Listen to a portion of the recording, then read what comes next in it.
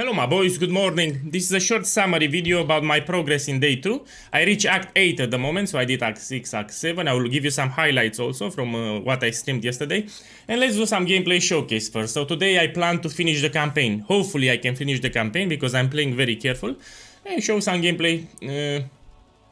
I need to go into an area. Look, I'll go to Act 7 here into an area. I want to show you how the build plays. The build is very tanky and will get even more tankier. At the moment, I'm investing into suppression nodes here and I'm preparing to do the next lab. So here, chance to suppress lucky, suppression nodes, and we have some suppression nodes here also. It's an extra defensive layer. Already the build was tanky, but you know, I'm taking no chances. So I reached so far, I don't want to die. I will add spell suppression with good chance and we'll have a good time. The clear speed is good and I'm still on a 4 link. Yeah, I will overlevel for the act bosses and the build is great. Build is great. I mean, one second. The damage is not like Thunder that you can two-shot rares, but it compensates with the defenses. Yeah, and there are plenty of people, if you notice on the Guild Discord server, that are in maps. They did this build and now they are playing in maps.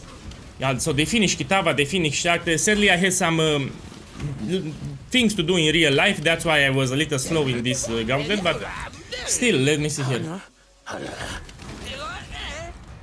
Yeah, the build is great, man. It's good to play. You can dodge the mechanics, you drop some totems and you move around, you have time to dodge the mechanics because the totems do everything for you. So this again, this is a tested setup that I did in multiple gauntlets. So of course it works. So this is tested what I have here, and even in the POB you have a note section that I explain step by step what you can do, what to do. No, good stuff. The build is fine. If you want, you can see me today on stream because I will try to finish the campaign, if it's possible. Let's see. Go here because I don't want noise. And let's give you some highlights from the stream yesterday when I did Act 6 and 7. Yeah, let's start. So my boys, here you have the day 1 summary for the first 5 acts. But here, let's give you some highlights from Twitch. So here on this boss, you need to pay attention when you do Chevron, you know, in the Chevron tower. I have these lasers that spin around, will apply corrupted blood. Now you have 2 solutions here. Either you get corrupted blood on all your life flasks, but this is deadly, I mean it's too risky, or you can do it like this. Look what I did.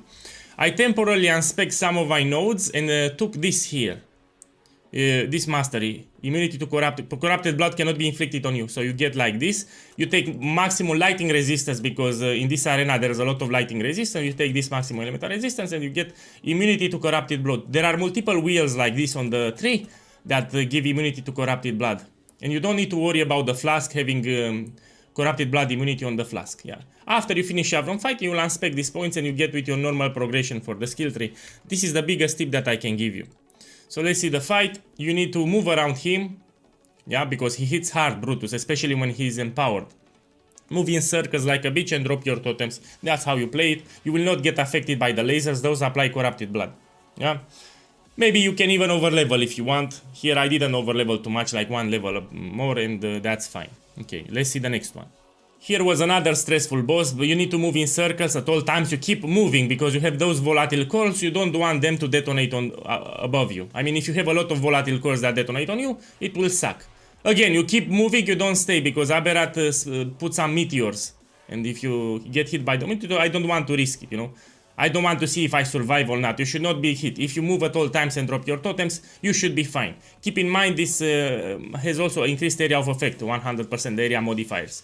So you move, you drop circles, you move. And this beach boss has a lot of fire resistance, natural fire resistance. So that's why it's harder. But it's dead now. Here for this boss again, you drop totems, move in circles. I suggest for this fight to have 2 amethyst rings. I mean, in Act 6 to 10, you should have 2 amethyst rings because this is important. Let me show you. Because they deal extra damage as chaos. So minimum 2 amethyst rings, you buy them from the vendors and you roll them with alchemy orb and chaos orb until you have good modifiers, yeah? My items, I still need to upgrade them. Check my helmet, I need to upgrade today, but 2 amethyst rings. If you find a rare with chaos resistance, try to use it too, because chaos resistance is important. So I reach Act 8 on just 8 chaos resistance, and from time to time I'll use an amethyst flask. This can help me. Now let's watch this bullshit more. So you drop your totems, you then don't get very close to the boss. You get close to the boss to put your totems in order to trigger point blank, because we use it, and then you move in circles. Good. Here I overleveled in the beacon, is the best place for Act 6. You will overlevel here before you engage the final boss. Try to get like 4 or 5 levels. This is because, so the boss it's easy. But before you do the boss, he will spam all the monsters from the campaign that you fought in that act.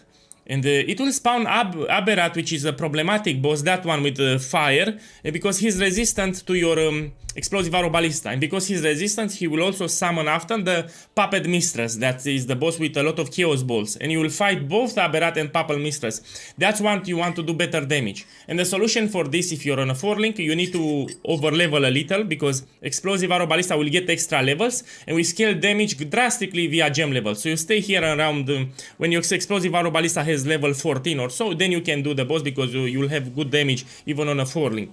Yeah, plus you'll get some skill tree nodes, your other gems will level up, so I suggest you over level for this boss because it's a pain. After you kill Aberrat and Rizlata, it's easy because, check, the fight it's easy. He does some whirlpools that do 0 damage to you, and spawn some ads, it's easy. You just don't want to get hit by those exploding whirlpools, you know, those things. It's a typical fight pretty much, and when he normal attacks with melee, he will do an anchor slam.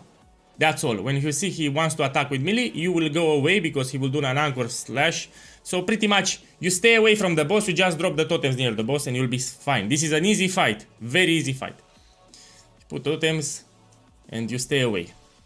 For this fight, you don't want to get close to the mini-bosses here because they do a lot of chaos damage. So in this arena, everything does chaos damage. Plus we have extra damage as chaos, so it's very risky. So don't get too close to the boss. This is the trick here. Yeah. Maybe try to get more chaos resistance too. So here it's you don't want to get close to these mini bosses. Good. This boss here was a joke. I mean, all the attacks, even if you get hit directly, you will not feel it. You will not feel it with the defensive layers. Also, we have even Grace added. A very easy fight, no problem here. Now let's move on. Now for this boss here, you want to summon your totems closer to the boss because there are a lot of ads in the arena that can grab the attention of your totems. So the secret is, when the boss is busy, you summon the totems next to him so they can target the actual boss. If you spread them far away from the totems, they will not focus on the boss. They will focus on the ads. But you need to be careful. Also, you move in circles at all times. This will make it that you don't get hit. So you move in circles, put the totems, try to put a little closer to the boss so they actually hit the boss. That's how you do it. Done. Now for the Arakali fight, you need to have good reflexes because she does her normal attacks, but she does them more often and they hit much more harder. Yeah. Again, you put your totems and you focus on survival. You don't care about the boss. I mean, you look at the boss when she does an ability, but your focus is to dodge things. Totems will do everything for you. If the totems die, you keep resummoning them. Your main focus is to dodge. With this build, you can just drop totems and they will do all the job for you. You focus on dodging. Actually, let me leave the whole fight here so you can see it better.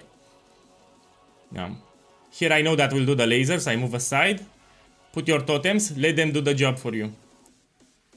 That's how you play. Your focus is to dodge things. Totems must focus on the damage part. You know, when the phase 2, when she spawns, she will do the lasers always first. Remember this. In the direction where you stood initially. Yeah. Fight was easy. I mean, just make sure to always summon the totems. Put the totems near the boss. If you need your flash charges replenish, use a portal, get to town. This will replenish your flasks. I mean, it's fine with this build. It's fine. Man, this is a voiceover, by the way. Drinking the coffee. You can also get a mercenary. Here I'm using the striker. The striker is the only mercenary that I suggest to interact with. In late acts, avoid the other mercenaries because, man, I've seen so many people losing the gauntlet to do mercenary fights. The only mercenary that you can fight safely is the striker. Don't fight any other because they whoop your ass. In acts 6, 7, 8, 9, 10, you can die to mercenary. You know, why risk it? I mean, even if I found, I'm exaggerating here. Let's say I find, I don't know, something expensive on a mercenary, like a divine or something. You will not fight him. Unless it's a striker, because you will end the run. And here I finished the act boss and now I am in act 8 that I will play today. That's pretty much the summary for today. Remember, if you want to do this beautiful build, you'll have in the description of the video the mini build guide that I did for the gauntlet. In the mini build guide description you have a POB, you open the POB and you have an in-depth section for the notes. So when I make a build, I like to make a notes section with a lot of tips, tricks, details, you know, character progression, all that good stuff. We also have support channels for this build on the Guild Discord server. Man, I talk a lot. I need to finish my coffee on the balcony. Enjoy the rest of the day and good luck. Ooh.